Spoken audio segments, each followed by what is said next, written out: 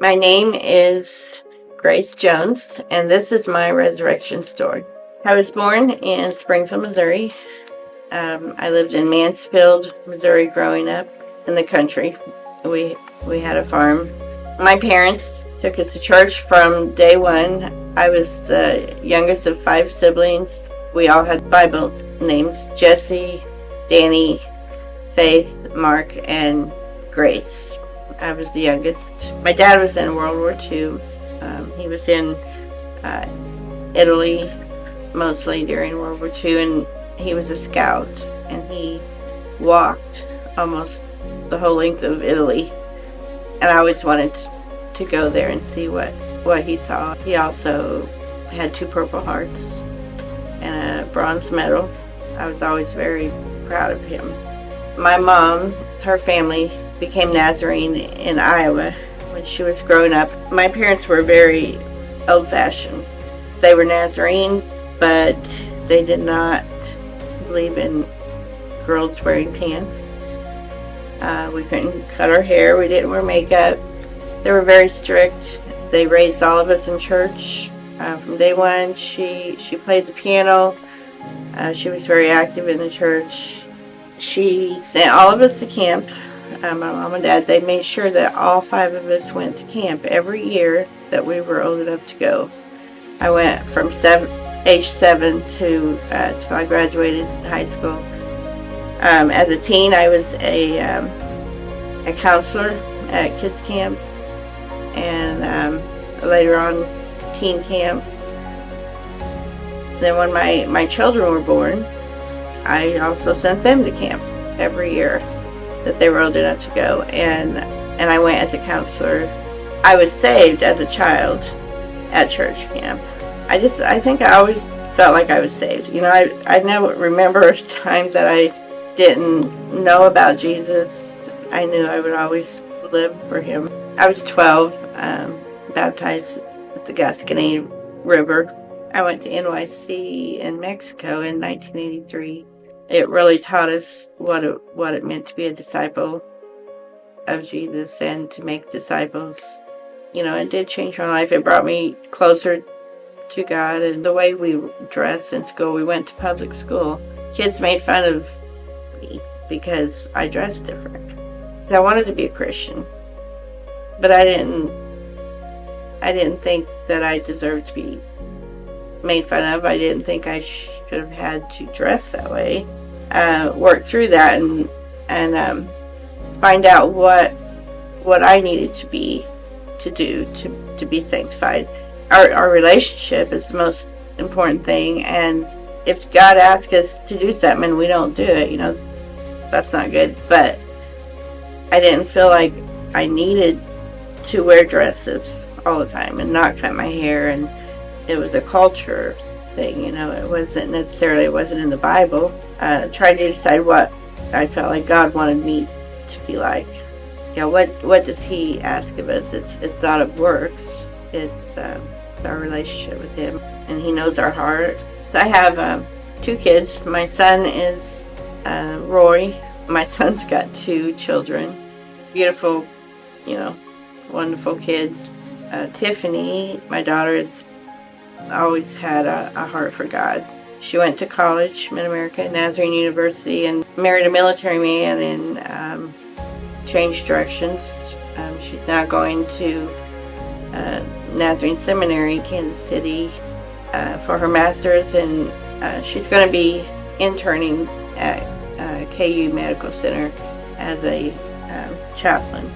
Has a baby who is almost 18 months old, and was very premature, but she's doing real well. Probably the darkest time of my life was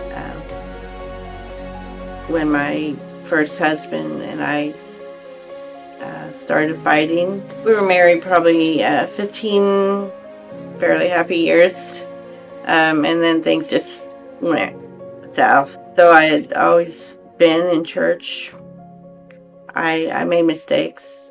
It was both our fault, but I felt like I let my family down, my children. I felt like I ruined their life.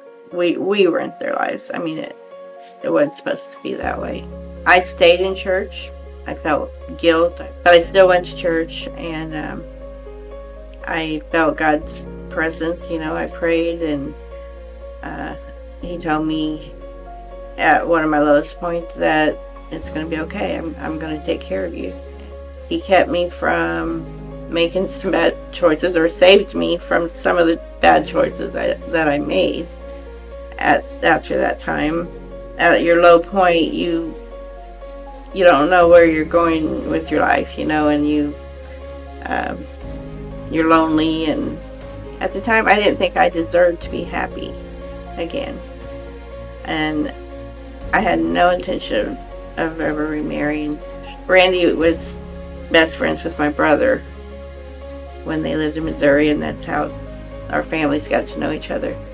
When my father died, and my mom came to stay with me, and we were writing people, telling people, that he had passed away, and she said, we need to tell the Joneses. Let me see if I can find them on Facebook. And I friended Randy. I found his sisters. I friended him and both his sisters. And he was the first one to accept my friend request and message me back and tell me he was sorry about my dad. And he had been widowed. When I was little, I had a crush on him. But he was older. He got married, and I went on with life. Slowly, over the next month or two, we just started talking, and one thing led to another. He came every month on his week off. He would come to Missouri and see me until we got engaged in September, I believe, and we got married the end of November 30. So we got married, and I moved to Tennessee. He was Baptist at the time. And he knew I'd always been Nazarene, and he knew that was a big part of my life and my family's life. And he said, because you left Missouri, I took you away from all your friends and family and everything you've always known. I will go to the Nazarene Church if you would like. And he worked with a couple people that went here, and so we came to the Waverly Church. We've been here ever since. I'm growing. Anytime I feel like I need to ask God for something or talk to God about something, and I know He's always there and always listening. The people that influenced me the most would probably be my parents and my older sister, 6 years older. I always looked up to her, and she was a good girl, a good Christian girl. And my pastor, Brother Paul Buchanan, he was my pastor all the time I lived at home, and different people in our church I looked up to. I've tried to get involved a little. It's a little hard living in Camden. One thing we've done is we've helped move a couple of people. After the floods, we helped move some people back in. I helped fold newsletters. God is love. He's the creator. He's everything. I mean, without him, we would be nothing. We are nothing without him. He's what makes life worth living and gives us hope. I'm Grace. I have been crucified with Christ, and I no longer live, but Christ lives in me.